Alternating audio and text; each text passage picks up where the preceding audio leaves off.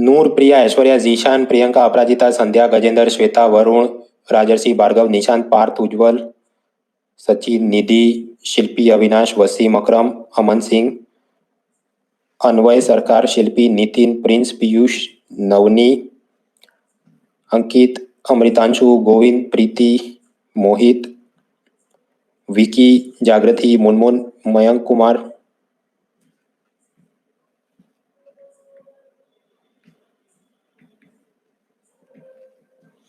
So congrats Simranjit, Tushar, Purbi, Animesh, Sarthak, CKB, Ram, Carmel, Deepak and Harsh Goyal and others. 3 सवाल आपके अब तक करेक्ट हुए। The question is which of this following events was the earliest. वापस chronology देख लेते हैं। आरबीआई का राष्ट्रीयकरण 48 में, बैंकिंग रेगुलेशन एक्ट 1949 में, एसबीआई का नेशनलाइजेशन 55 में, एलआईसी का थोड़ी बाद 69 में, first round of nationalisation and so on. If you put the things here, nationalisation of insurance company वो अराउंड 55-56 के आसपास सोच सकते हैं। Nationalisation of state bank of India 55 में हुआ। बैंकिंग रेगुलेशन एक्ट कब बना? 1949 में। इंट्रोडक्शन ऑफ 5 ईयर प्लान 1951 में। सपोज आपको 5 ईयर प्लान के बारे में ये ना पता हो कि 51 में बना, बट एटलीस्ट आप विजुलाइज तो कर सकते हैं कि आजादी के बाद अपना कॉन्स्टिट्यूशन लागू होगा, फिर जरा गवर्नमेंट ठीक से काम करेगी, then they will enact the 5 year plan. So it must be around 1950 या 51 या afterwards, right. Where banking regulation act तो हमको पक्का पता है कि वो 1949 में। So out of the given things it is the earliest. तो इकोनॉमी की घटनाओं के बारे में क्रोनोलॉजी वाला प्रश्न 2009 में आता है। उसके बाद पीपल, ऑफ कोर्स, एक साल ऐसा पूछा जाए तो people get very crazy about it, तो दूसरे साल लोग बहुत ज्यादा क्रोनोलॉजी तैयार करके गए थे, बट कुछ नहीं पूछा। All the way up to almost like 9 साल तक कुछ नहीं पूछा ऐसा, और फिर 2018 में ऐसा क्रोनोलॉजी उन्होंने वापस पूछा। So now this is the next question, it is asked in 2018। यहाँ पर भी option for skip, and again I give you 1 minute 20 seconds.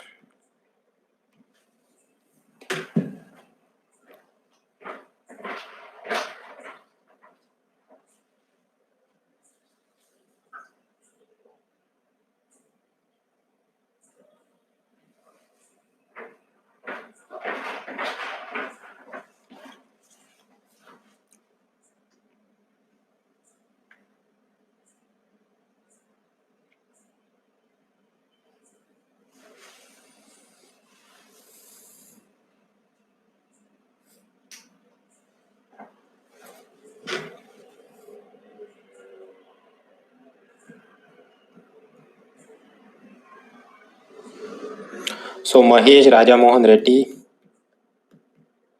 Partha, Dhruv, Avi, Rubal, Waseem, Mantu, Reshav, Rajeev, Ankit, Shashank, Chhayakant, Anjali, Jawahar, Anshu, Rahul Singh,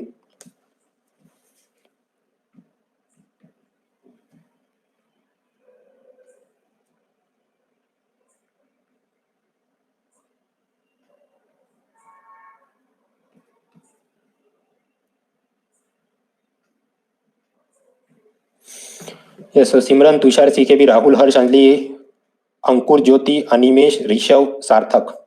so far we solve 4 question और आपके चारों सही हुई। ओवरऑल 5% लोगों ने सोचा कि इसको स्किप करते हैं, और उसमें कुछ भी गिल्टी फीलिंग करने की जरूरत नहीं। सपोज आपको नहीं पता गोवा कब इंडिपेंडेंट हुआ, या एयर इंडिया का क्या नेशनलाइजेशन, या कम्युनिस्ट सरकार केरला में या किधर पहली बार कब बनी, obviously then you can not be expected to tick this, right. तो स्किप कर देना चाहिए, फिर बहुत ज्यादा तुक्केबाजी में भी मजा नहीं। Anyways, so out of this given event हमें तो 2-3 ही पता है। एसबीआई 1955 में कुछ होता है, imperial bank of India was rename this, तो ओके, ये पता है। गोवा, सपोज पॉलिटी में आपने कुछ पढ़ा है, सो मे बी अराउंड 1960s कुछ हुआ था उसका, मतलब वो पहले जो पोर्टुगीज के हाथ में था, फिर भारत के हाथ में आ जाता है। सो दैट मीन्स ये पैटर्न ऐसी होनी चाहिए कि 2 के बाद 4 आना चाहिए। तो अगर ऐसा कोई आपको पैटर्न दिखे जहां पर 4 is ahead of 2, that is wrong, तो ए और सी चला गया। So out of the given option B या डी में से कुछ हो सकता है। Anyways, ultimately what is the correct statement? First democratically elected communist party formed in a state of India, ऐसा केरला में 1957 में होता है, ऐसा एनसीईआरटी की पॉलिटिकल साइंस की बुक में लिखा है। Goa become part of India, that is 1961। और ये जो बात है, Air India was nationalised and become the national carrier, उससे पहले वो एरोप्लेन वाली कंपनी जेआरडी टाटा के हाथ में थी, और 1953 में गवर्नमेंट ने अपने हाथ में लिया। So like that the correct chronology is B option is right. Anyways, rather obscure, क्योंकि एयर इंडिया का कब क्या हुआ था और उसके आगे पीछे केरला में पहले स्टेट में वो बना था या बाद में कम्युनिस्ट पार्टी आई थी after Air India was nationalised, difficult to know. So after that I even try to search कि ये 2018 में अचानक से ऐसा रैंडमली पूछने की क्या जरूरत पड़ी होगी. So if you go through the newspapers of 2017 अक्टूबर, मतलब D-1 ईयर, 2018 में परीक्षा उससे एक साल पहले, तो वहां पर कुछ न्यूज आइटम ऐसी चल रही थी कि एयर इंडिया के नेशनलाइजेशन को 64 ईयर हुए, बट फिर भी कुछ प्रॉफिट नहीं है और लॉस मेकिंग चल रहा है वगैरह. अब इसको देख के वापस लोग एनर्जी में आ जाते हैं कि अब तो मैं पूरे इकोनॉमी की सब क्रोनोलॉजिकल इवेंट तैयार कर दूंगा. But then if you look at 2019 paper, ऐसा कोई क्रोनोलॉजी वाला प्रश्न आया नहीं. तो माय पॉइंट इज, एक चीज को देख के पूरा ऐसा ही करे. एक दो बार ऐसा पूछा कि हॉर्स की कोई प्रजाति भारत के कौन से स्टेट में मिलती है, then sometime primitive tribal groups किधर मिलते हैं. So people just go crazy over it और अपना मतलब कि some 5 hour 20 hours उस पे देते हैं. That you should not do. It is not humanly possible to keep track of all the sequences. At the same time newspaper ऊपर ऊपर से देखते रहने चाहिए, कभी कुछ कहीं दिख जाए और रैंडमली आप कुछ कनेक्ट कर पाए, इट विल हेल्प यू. ये मंथली करंट अफेयर पीडीएफ और जीस्ट और वो सब, of course you should go through that also, but newspaper भी देखने चाहिए sometimes randomly. Lot of things will go into your mind and you can do something. Page 47 पर ये सब लिखना है. I give you 6 minutes and then we will continue forward. Page 47. और मैंने आपको आगे भी बताया, whenever you go through UPSC question paper और आपको कुछ नई इन्फॉर्मेशन जानने मिले तो हमेशा उसको अपडेट करना चाहिए अपनी नोट्स में. सो फॉर एग्जांपल ये 57 में कम्युनिस्ट गवर्नमेंट या 60 operation Vijay and so on.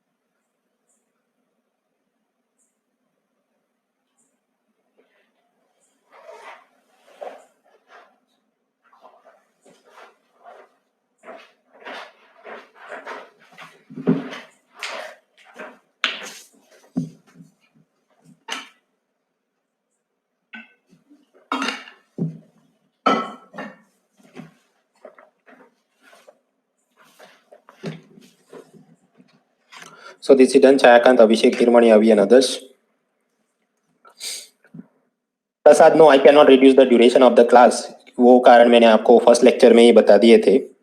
But of course sometimes it happens कि लॉन्ग ड्यूरेशन तक स्क्रीन के सामने देख के रहने में आपको प्रॉब्लम आती है. In that case what you can do is आप क्लास को एंड करके बाकी का पोर्शन धीरे धीरे करके रिकॉर्डेड वीडियो में देख सकते हैं. क्योंकि इसको जितने बार टुकड़े करेंगे I have to give some introductory part again and again, तो वो स्पेस के हिसाब से ज्यादा टाइम मांग देता है. Anyways, so we are learning about the nationalisation of banks. Imperial Bank से स्टेट बैंक ऑफ इंडिया बनता है. Now apart from that there were some other state banks जो कि प्रिंसली स्टेट में एक जमाने में शुरू हुए थे. State bank of Mysore, State bank of Patiala, State bank of Hyderabad, State bank of Bikaner Jaipur, State bank of Travancore, State bank of Saurashtra Indore. Usually in all this bank, ये State bank of India it was having some 75 to 100% share holding.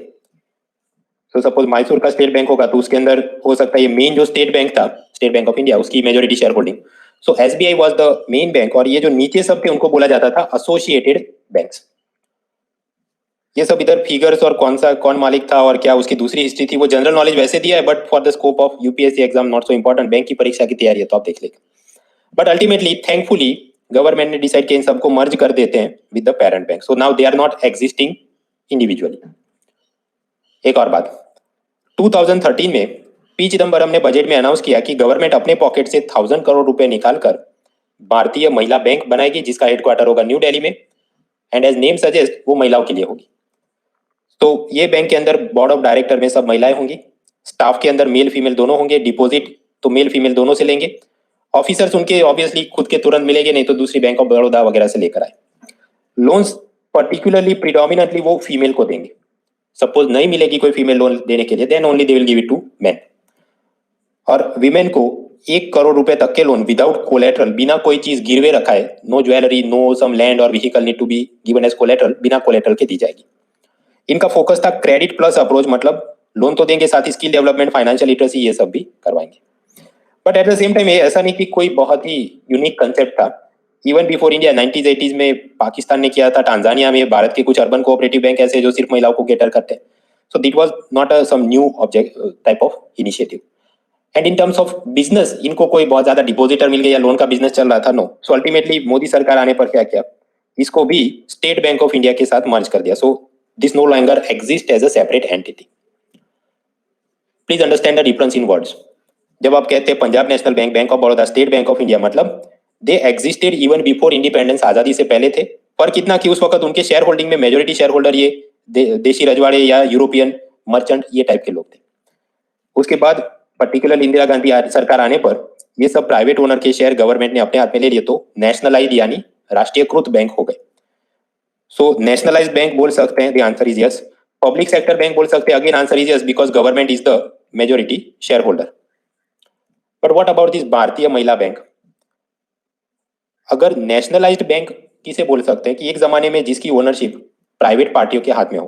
But ये भारतीय महिला bank की ownership कभी private पार्टियों के हाथ में थी नहीं, डायरेक्टली गवर्नमेंट ने खुद के 1000 करोड़ से इसको सेटअप किया था. सो भारतीय महिला bank is an example of only public sector bank, but उसको नेशनलाइज्ड बैंक नहीं बोल सकते क्योंकि उसका पहले प्राइवेट मालिक कोई नहीं था. खैर, तो ये भारतीय महिला बैंक. और दूसरे एसबीआई के एसोसिएटेड बैंक, ये SBI, state bank of Mysore, Travancore और कुल मिलाकर जो 5 बैंक थे, इन सबको गवर्नमेंट ने बोला कि यहाँ पर भी government is the majority share holder, कुछ प्राइवेट शेयर होल्डर की माइनॉरिटी शेयर होल्डिंग होगी. उन सबको बोला गया कि ये तारीख में 2017 में आपके ये सब बैंकों के शेयर्स के बदले we will exchange your old banks shares with the shares of this main state bank of India. तो अपने आप क्या होगा, ये पुरानी ये सब बैंकों के शेयर होल्डर रहेंगे ही नहीं क्योंकि उनके सारे शेयर्स तो बदल के उनको एसबीआई के शेयर्स मिल गए. एंड एज अ रिजल्ट ये आपकी जो पुरानी बैंक थी they will cease to exist, they will be merged with state bank of India. तो इसे बोला जाता है मर्जर यानी कि विलीनीकरण. 2 या 2 से ज्यादा पब्लिक सेक्टर बैंक को मर्ज करके एक में डाल देना, दैट इज कॉल्ड विलीनीकरण. 2017 में भारतीय महिला बैंक और स्टेट बैंक ऑफ इंडिया के ये 5 एसोसिएटेड बैंक, त्रावणकोर, हैदराबाद वगैरह, उन सब के शेयर्स गवर्नमेंट ने ऐसे ऑब्जर्व करवा कर उनको एसबीआई के शेयर्स दे दिए. As a result SBI took over the entire thing. इसका मतलब ये हुआ कि ये जो छोटे बैंक थे, भारतीय महिला bank and state bank of Hyderabad, उसके सब कस्टमर, सब ब्रांच, सब officers, they are absorbed in the big state bank of India, and this small bank it ceases to exist. This one stops. and government remains the majority shareholder in the big bank, because irrespectively even if you absorb the thing, ये जो छोटी वाली bank थी उसमें भी majority shareholder government था, इधर भी है, so obviously percentage wise they will continue to remain majority shareholder. So that was happened in 2017. फिर 2019 में वापस सरकार को और मजा आ गया कि let us do it more. तो उन्होंने सोचा कि कुल मिलाकर 10 बैंकों को मर्ज करके 4 ही बैंक उसमें से करेंगे. So in between what happened is देना बैंक और विजया बैंक उन दोनों को मर्ज कर दिया बैंक ऑफ बड़ौदा में. ओरिएंटल बैंक और यूनाइटेड बैंक ऑफ इंडिया इनको मर्ज कर देंगे पंजाब नेशनल बैंक में. Syndicate bank will go to Canara bank. Andhra bank and corporation bank इसको बंद करके यूनियन बैंक ऑफ इंडिया में मर्ज करेंगे. इलाहाबाद बैंक उसको मर्ज करके इंडियन बैंक में. मित्रों इन सबके हेडक्वार्टर, फाउंडेशन ईयर ये सब मैंने आपको दिया है, but that is for IBPS staff selection और स्टेट सर्विस एग्जाम. वहां पर कुछ अतरंगी पूछे, but even there if you think of it, cost benefit के हिसाब से कितनी बैंकों का कितना हेडक्वार्टर और फाउंडेशन ईयर याद रखोगे. मैक्सिमम चलिए कोई यूनिक टाइप ऑफ पैटर्न हो तो उसे याद करें. इलाहाबाद बैंक उसका हेडक्वार्टर कहाँ होना चाहिए? लखनऊ में. इलाहाबाद में? No, it is in Kolkata. So okay, that is one thing. Andhra Hyderabad में, वो तो चलिए पैटर्न को सेट करता है. So like that it is given in the handout, but वो थोड़ा देखिएगा, don't lose sleep over it. This I have given on page 49.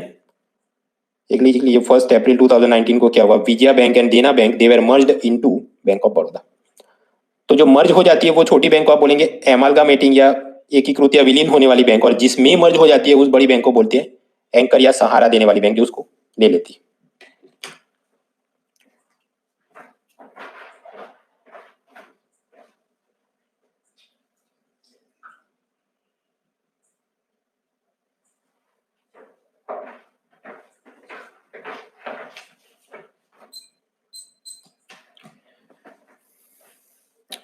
So what type of MCQs could be form from this. एक तो कौन से bank में कौन सा मर्ज होने वाला है, मतलब मैच द फॉलोइंग करके जोड़ियां बनाइए, या क्रोनोलॉजी वाइज फाउंडेशन ईयर में सेट करिए. तो sometime basic idea should be there.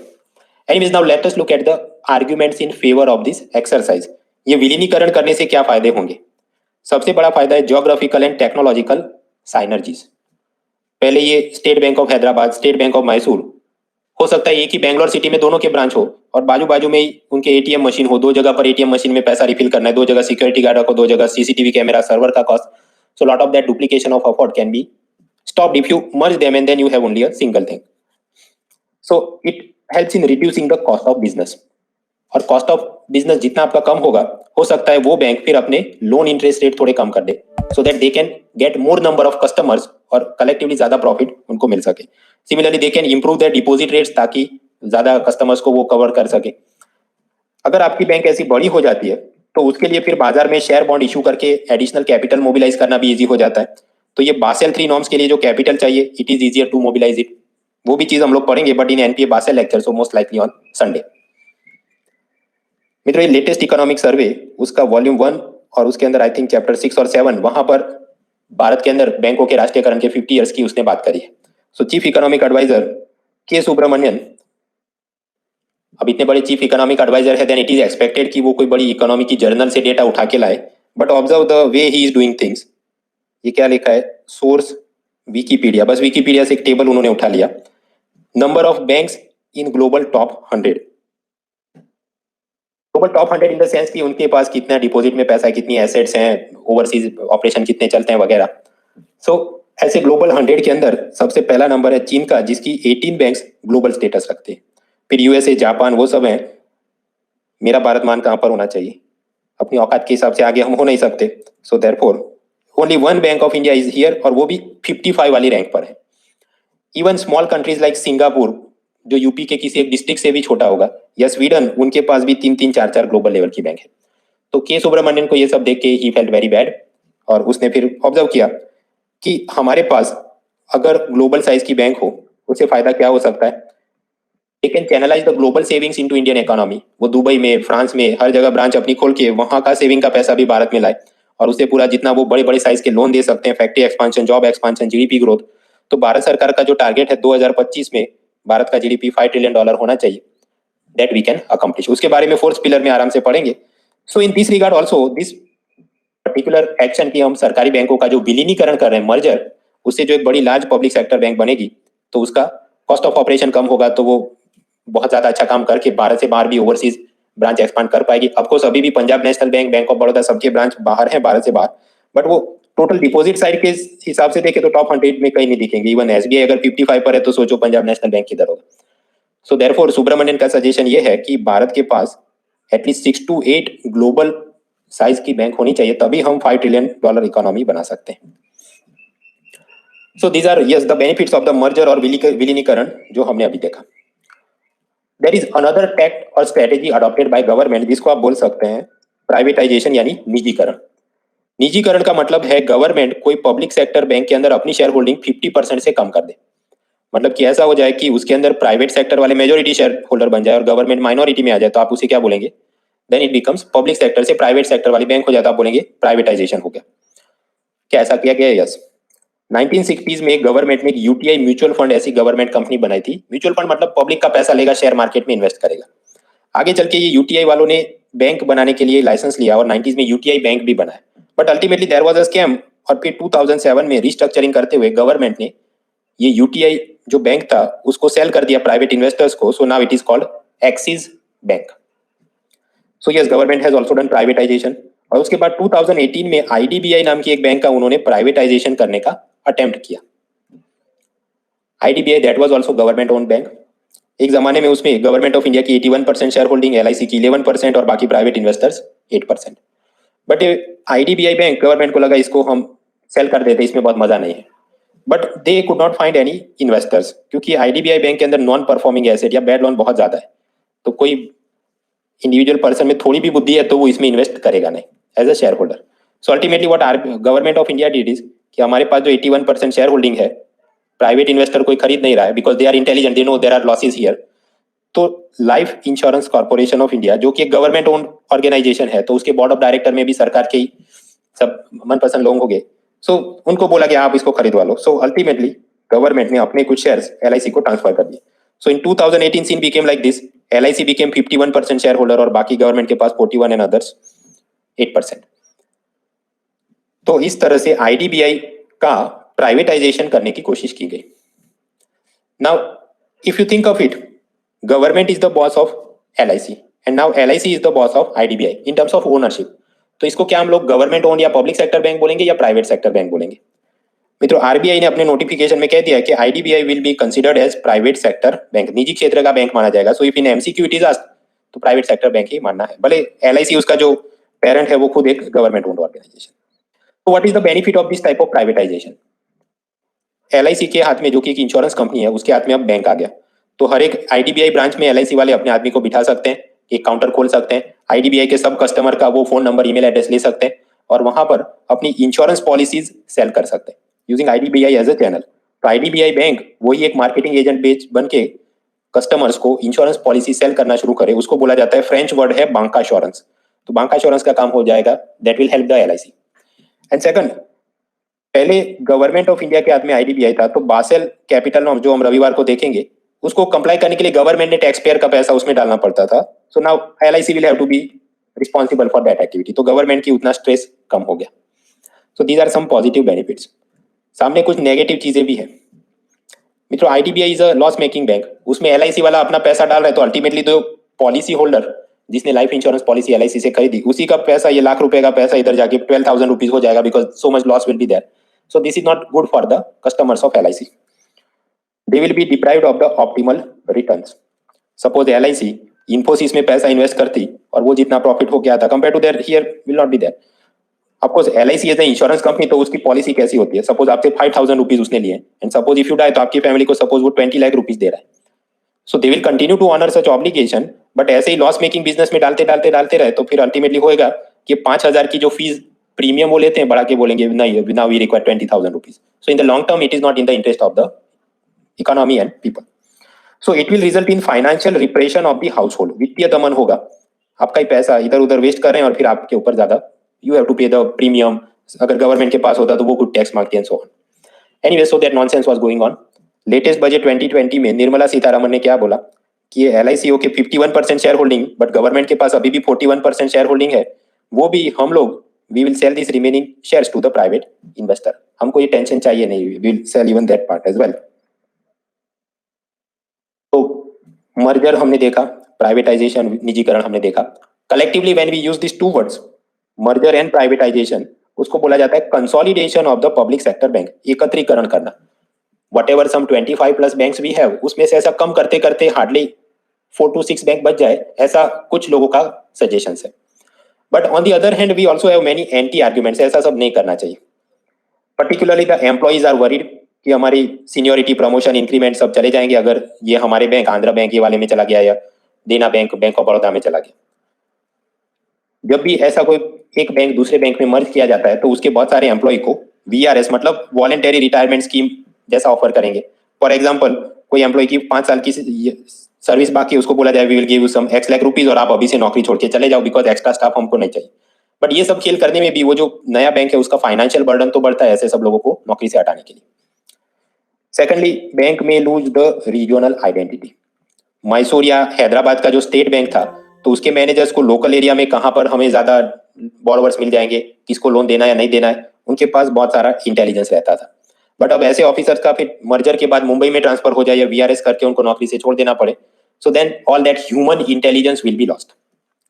Another problem is, suppose state bank of Hyderabad है तो limited number of customers it will have, तो फास्टर सर्विस, पर्सनलाइज प्रिविलेजेस। अगर कोई बिजनेसमैन जिसने सपोज 1 करोड़ रुपए भी हैदराबाद के स्टेट बैंक में डाले होंगे, उसको वो एकदम वीआईपी के रूप में ट्रीट करेंगे, जब भी आएगा होटल बैंक मैनेजर उसको जूस पिलाएगा वगैरह। But suppose when it is merge with the SBI जो कि एक बहुत बड़ी बैंक है, तो वहां तो आप जानते हैं कि कैटल की तरह, भेड़ बकरियों की तरह लाइन में खड़ा रखते हैं। और तो सम ऑफ दिस बिग और रिलेटिवली मिडिल लेवल के जो रिच पीपल हैं, हो सकता है स्टेट बैंक ऑफ इंडिया को छोड़ के वो कोई प्राइवेट सेक्टर बैंक में चले जाए। So many such permutation combinations keep happening. वो आप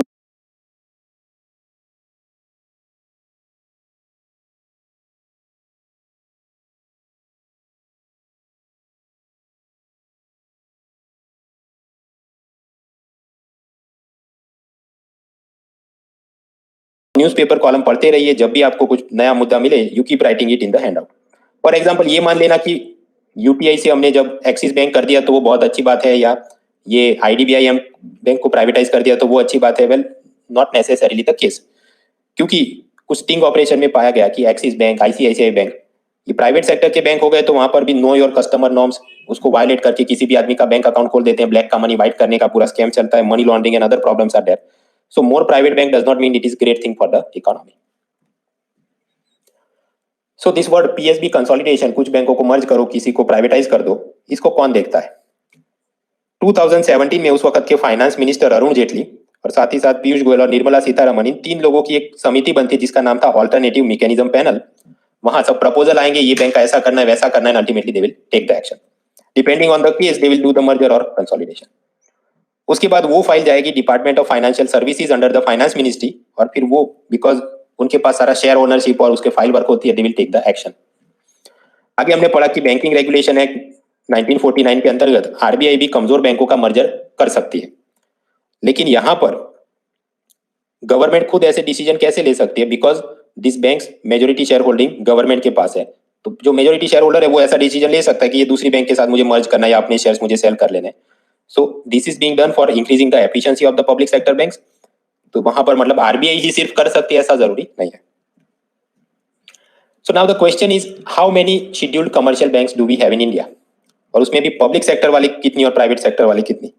well, the real answer is not greatly important. इसका कारण यह है कि आजादी के बाद कुछ प्राइवेट सेक्टर बैंकों का नेशनलाइजेशन हुआ, सामने कुछ पब्लिक सेक्टर बैंक उसको प्राइवेटाइज कर दिया जैसे एक्सिस बैंक, और कुछ पब्लिक सेक्टर बैंक है जिसको बड़ी बैंक के साथ मर्ज किया जा रहा है। सो एट प्रेजेंट अगर हम लोग ये एसबीआई, पंजाब नेशनल बैंक, ये सब plus India post payment bank उसे ऐड करें, आईडीबीआई को माइनस कर दे, तो पब्लिक सेक्टर में अराउंड 13 बैंक्स आर देयर। उसमें भी आगे चल के हो सकता है कम हो जाए, बिकॉज इट डिपेंड्स कि कितना एंथुजियास्टिकली गवर्नमेंट और मर्जर प्राइवेटाइजेशन करती है। Now here the UPSC examiners are quite intelligent, तो अगर वो कोई ऐसा प्रश्न पूछे how many PSBs are there in India, एक 17 या दूसरा की 14, उसमें भी कुछ ऐसे हैं कि जो अनाउंसमेंट किए हैं वो सभी बैंक अभी मर्ज नहीं हो गए, उसकी भी फाइल प्रोसेस और एक्चुअली उसका मर्जर करना बाकी। सो देयरफॉर ये पूरी आंसर की वो डिबेटेबल हो जाती है, डायनामिकली चेंजिंग डेटा है, 2 महीने बाद और ज्यादा बैंकों को कर दे तो हो सकता है 10 जवाब हो जाए। सो देयरफॉर डायनामिक फैक्टर में से usually UPSC will avoid asking question. So do not leave sleep की कितने, सपोज मेंस में लिखना है, then yes you remember that around we have more than 10 public sector banks in India, ऐसा आप लिख के इंट्रोडक्शन शुरू कर सकते हैं। Now next set of thing is entry of private sector banks, और बैंक नेशनलाइजेशन को 50 इयर्स हुए हैं, तो उससे हमें क्या पॉजिटिव नेगेटिव चीजें मिली है। बट वो पूरा एक ब्लॉक में पढ़ना है तो अभी आधा अधूरा छोड़ने में मजा नहीं आएगा. So let us leave this from this 102 slide और कल रात हम लोग वापस मिलते हैं तो we will carry forward. So I land the class here. और यहाँ तक जितना भी हैंड आउट में प्लीज गो थ्रू इट ताकि नेक्स्ट जो वीक में क्विज आ रही है उसमें आप और अच्छा